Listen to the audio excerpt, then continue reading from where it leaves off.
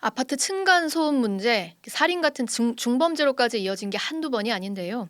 정부가 앞으로 층간 소음 기준을 충족하지 않으면 아파트 준공을 불허하겠다는 고강도 대책을 내놨습니다. 오늘 발표된 층간 소음 해소 방안 자세히 짚어봅니다.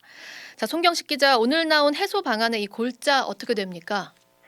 네, 원희룡 국토부 장관이 오늘 공동주택 층간소음 해소 방안을 발표했는데요. 주요 골자는 세 가지로 요약이 되고 있습니다. 층간소음 기준에 미달하면 신축 건물의 경우 준공을 불허한다. 그리고 기존의 주택은 바닥 방음공사 또는 매트 시공 등에 대한 지원을 강화한다. 마지막으로 LH를 필두로 바닥 구조의 최고 등급인 1등급을 전면적으로 시행하겠다는 내용인데요. 예.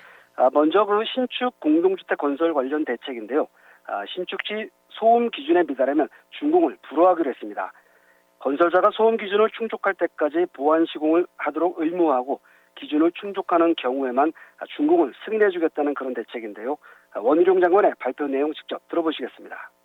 신축 경우에는요, 기준에 미달하면 보완 시공을 요구를 하고 기준이 충족될 때까지 준공 승인을 거부하도록 하겠습니다. 네, 또한 마감재까지 다 시공된 이후 검사하던 방식을 시공 중간 단계에도 층간 소음을 측정할 수 있도록 개선하고 검사 세대수도 현재 2%에서 5%로 확대하기로 했습니다. 손해배상은 장기 입주 지연 등 입주자 피해가 예상되는 예외적인 경우에만 허용하기로 했는데요.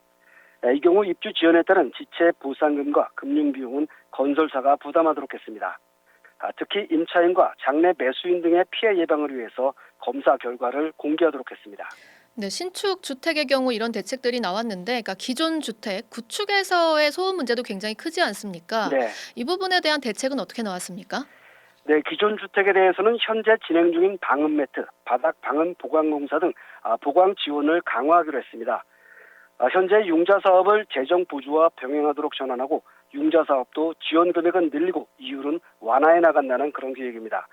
앞서 정부는 지난 아파트에 대해서는 소음 저감 매트 시공 비용을 최대 300만 원까지 저리로 빌려주겠다는 대책을 내놨었는데요. 자비가 들어가는 탓에 올해 지원 가구는 21가구에 그쳤습니다. 네, 오늘 발표 내용을 보면 원 장관이 이 문제 해결을 좀 LH가 선도하겠다 이런 발언을 했는데 이 네. 의미 어떻게 해석해야 됩니까? 네, 원 장관은 오늘 층간소음 문제 해결을 LH가 선도해 나가겠다는 의지를 강조했는데요.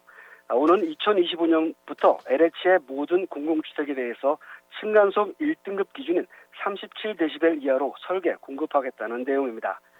이를 위해서 현재 21cm인 바닥 두께를 25cm로 기존보다 4cm 두껍게 시공하고 고성능 완충제를 사용하며 시공 관리도 철저히 하도록 하겠다는 계획인데요. 이를 통해 현재 49데시벨인 소음이 4배 강화될 것으로 국토부는 기대하고 있습니다. 예, 공공주택부터 좀 기준을 강화하겠다 이런 의지를 밝혔는데 네, 정부가 층간소음 대책을 내놓은 게 이번이 처음이 아니지 않습니까?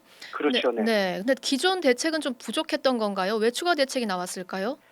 네, 그렇습니다. 정부는 지난해 층간소음 해소를 위한 대책으로 층간소음 사후 확인제를 발표한 바 있습니다. 사후 확인제는 30가구 이상 신축 공동주택에서 무작위로 추출한 가구의 층간소음이 제대로 차단되는지 정부 지정 기관에서 검사하도록 한 제도인데요.